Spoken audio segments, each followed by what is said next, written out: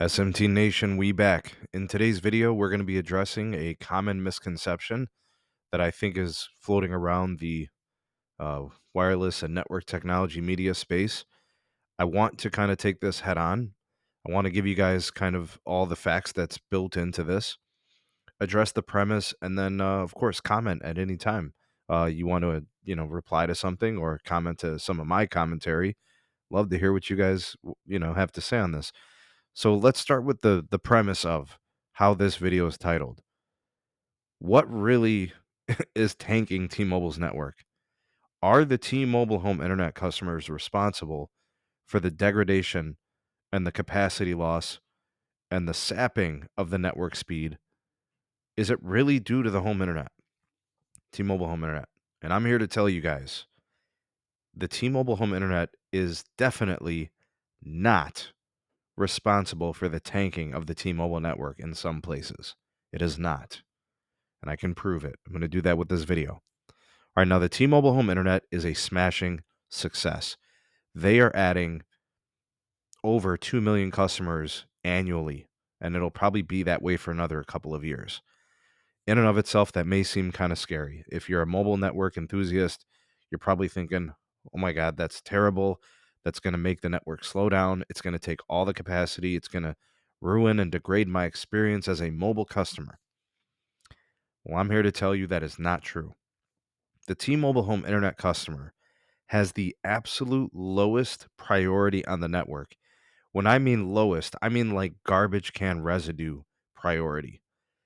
Free lines on the mobile internet on mobile service get priority over T-Mobile home internet. Tethering and hotspot data has priority over home internet. Hotspots, connected devices have priority over home internet customers. Every single connection that is not a T-Mobile home internet connection has priority over home internet.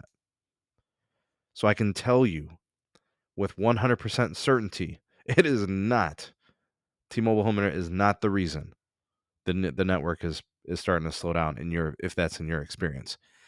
All right, so here's what T-Mobile is doing. They are trying to monetize every bit of extra capacity out of their network without causing the degradation of experience for the mobile customers. They've created it that way on purpose. In fact, they have completely steered away from QCI for the home internet customer in order to retain that experience to the mobile network. All right, so whether it's the internet light option or the T-Mobile home internet makes no difference, right? It is structured to not congest the network. So what is congesting the network? What is it then? Well, let's talk about some of those things. Let's talk about the 50% off lines for T-Mobile first responders, or in some instances, how some first responders have free lines. Maybe it's them. I mean, they're not even paying for the service, right? So who's to say they don't use 100 gigs of data, priority data, over T-Mobile home internet customers, right? They're first responders. They get priority. And I think they're going to be adding preemption and some other stuff too. Next, what else could be causing congestion on the T-Mobile home internet? Oh, I don't know. Let's look at the number of customers T-Mobile has added over the last 10 years, shall we? In 2012, they had 26 million subscribers. In 2013, they had 37 million. That's an acquisition. I don't know if you guys remember the Metro deal. All right, say they added literally 11 million customers in that 1 year. All right, then they added an additional, 6 million in 2014. Here's another 6 million in 2015. Here's another 5 million in 2016. You guys catching the trend here? They're adding 4, 5, and 6 million customers annually every year during this decade. And look, from 2019 to 2020, what happened? They took on like 30 to 35 million Sprint customers, 102.1 million customers as of 2020. Those are mobile customers, okay? Mobile. Abruptly go from 68 million to 102 million overnight. Might that be why their network is congested? Maybe. Looking at the numbers, maybe. To increase your consumer numbers from 68 million to 102 million, Just think about that as a percentage, folks. Like 60% increase in customer adds. Yeah, that's tough on the network. Let's just talk 2021. Another 5.5 million subscribers added. Postpaid net additions. That's 2021. What have they added this year? Aren't they averaging about 6, 7, 800, 850,000 net adds every quarter? Q4 is going to be no different. So how many are they going to add? 2.5, 3 million subscribers? Let's throw in those home internet customers too, because they count. That's usage. But the mobile users, let's talk a little bit about the mobile user. What plan are they pushing at T-Mobile? What plan do they focus all their best deals on?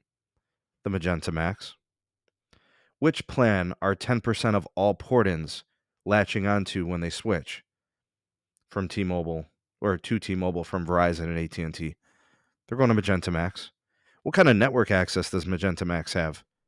Oh, full priority on the network, including 4K video resolution. What is the most data-intensive task on a mobile network? Oh, it's video. 4K video on this plan. And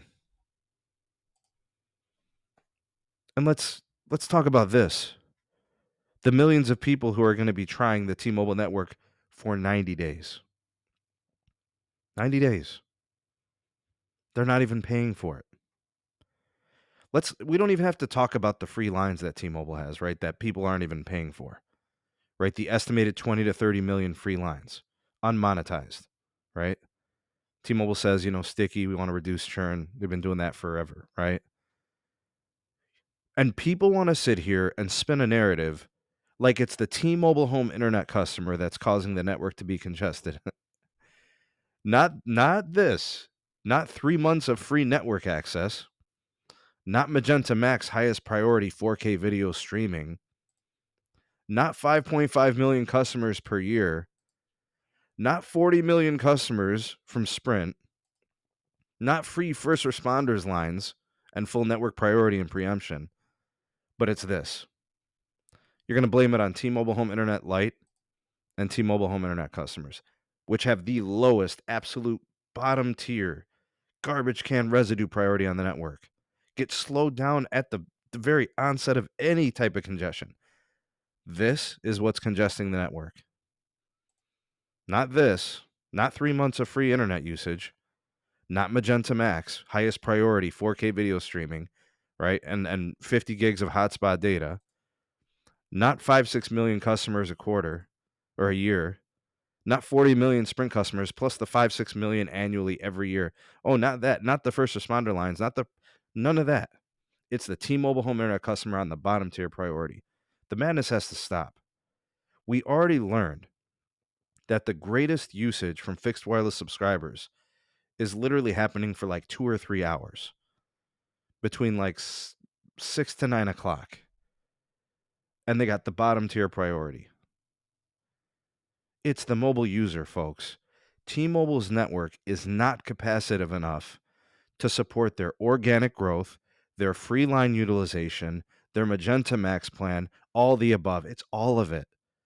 But you cannot blame the T-Mobile home internet customer who is getting bottom tier priority.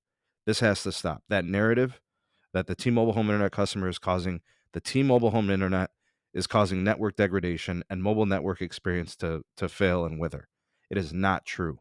That is a false narrative, and it needs to stop. T-Mobile is becoming big.